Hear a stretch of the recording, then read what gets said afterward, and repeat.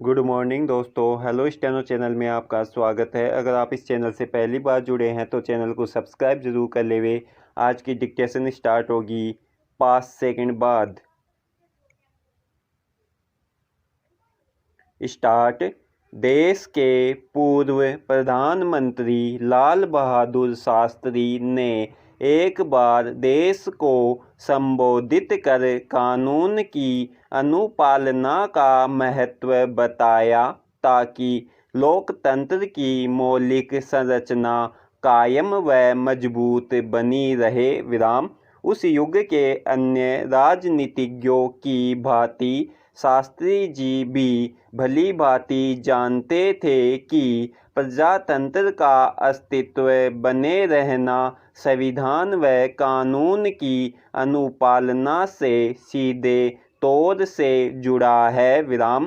प्रजातंत्र तब ही जीवित रहेगा जब संविधान, जिसके स्तंभों पर यह स्थापित है, को अनुलंघनीय व पवित्र माना जाए। विराम। यदि देश में प्रजातंत्र कायम रखना है तो कुछ स्थापित सीमाओं को कभी भी लांघा नहीं जा सकता। विराम।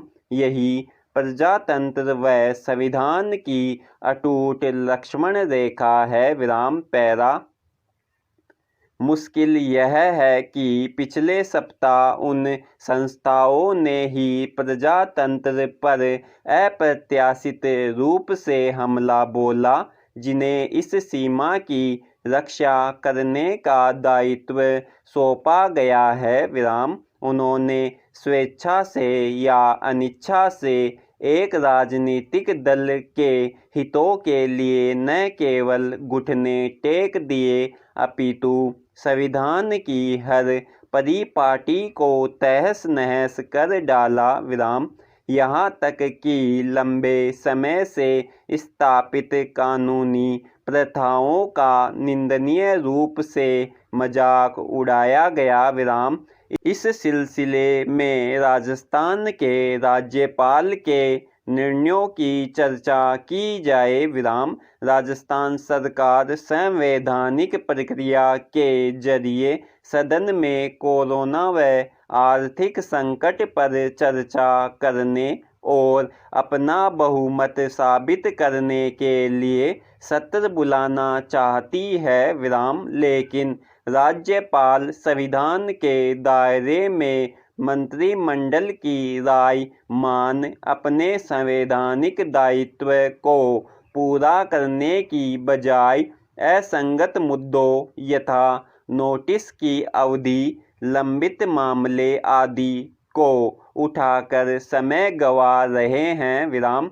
इससे भाजपा राजस्थान की कांग्रेस सरकार को अस्थिर करने के अपने षड्यंत्रकारी मंसूबे में कामयाब हो सकती है। विराम।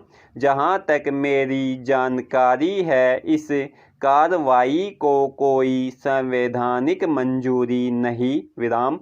संविधान राज्यपाल को इन समस्याओं को उठाने का अधिकार ही नहीं देता। विराम।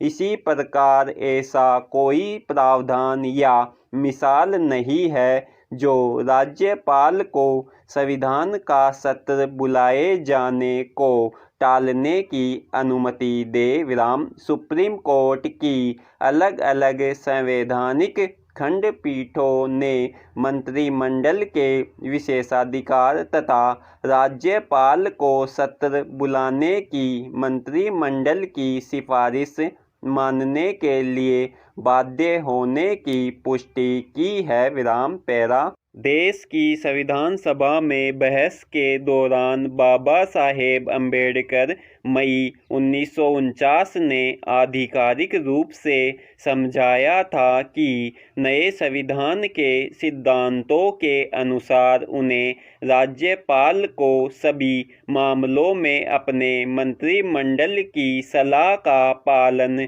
करना होगा। हमने महसूस किया कि राज्यपाल की शक्तियां इतनी सीमित, इतनी मामूली हैं उनका पद इतना दिखावटी है कि शायद ही कोई चुनाव में खड़ा होने के लिए आगे आएगा। यह केवल एक संदर्भ है जो संविधान सभा द्वारा राज्यपाल के कार्यालय पर लागू सीमाओं की व्याख्या करता है। पैरा इस स्थिति का लाभ केंद्र सरकार को मिल रहा है।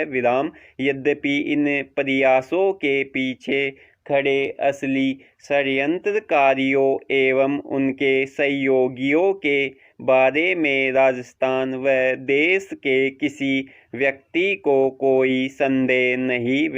देश में फैली गंभीर महामारी के चलते उत्पन्न चौतरफा आपदा, विध्वंस, होती अर्थव्यवस्था तथा चीन के साथ सीमा पर छाए संकट के बावजूद राजस्थान में गैरकानूनी तरीके से सत्ता हथियाए जाने का प्रावधान हमारे देश के लिए एक बड़ी चिंता की बात है। समाप्त। अब अंत में इस डिक्टेशन के जो भी हार्ड वर्ड थे वो दिए जा रहे हैं, आप इनको भी देख लेवे। और अगर आप इस चैनल से पहली बार जुड़े हैं तो चैनल को सब्सक्राइब करना ना भूलें ताकि आपको प्रतिदिन डिक्टेशन मिलती रहे।